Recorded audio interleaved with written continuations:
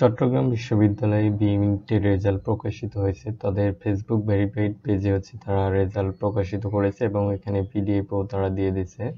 তো পিডিএফে প্রথম পার্ট এখানে মেরিট পজিশন সহ দেওয়া রয়েছে।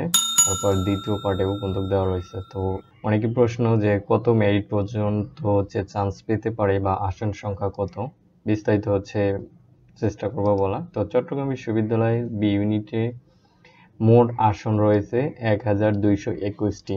তো এর মধ্যে বি ইউনিটে পাশ করেছে 12,656 জন শিক্ষার্থী এবং পাশের হার মাত্র 20% এখানে বলা রয়েছে এবং ফেল করেছে 79% শিক্ষার্থী, অর্থাৎ প্রায় 80% শিক্ষার্থী ফেল করেছে এবং প্রায় 20% শিক্ষার্থী পাশ করছে, এখানে কিন্তু দেওয়া রয়েছে।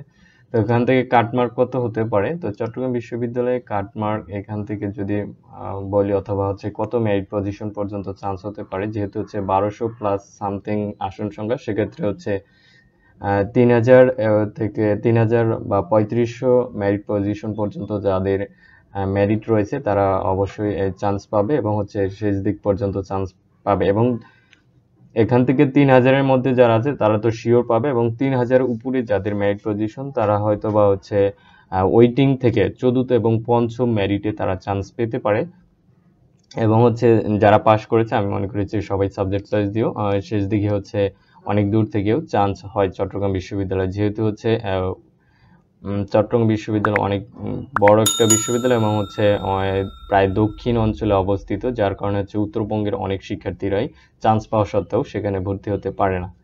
তো এই দিক থেকে এটা একটা প্লাস পয়েন্ট। তো চট্টগ্রাম বিশ্ববিদ্যালয় পিডিএফ এ রেজাল্টটি দেখতে পারবেন, আমি কমেন্ট বক্সে পিডিএফ লিংক দুইটি দিয়ে দিব এবং বিস্তারিত ফলাফল তারা বলে দিচ্ছে যে বিস্তারিত ফলাফল পরবর্তীতে দেখা যাবে, অর্থাৎ পার্সোনাল রেজাল্ট, যেটি আপনি কোন সাবজেক্টে কত মার্ক পেয়েছেন এবং কতটি সঠিক কতটি নেগেটিভ হয়েছে সবগুলো পরবর্তীতে দেখানো হবে এবং আমার টিউটোরিয়ালে আমি পরবর্তীতে সেটি দেখাবো। ততক্ষণে আমার চ্যানেলের সঙ্গেই থাকবেন।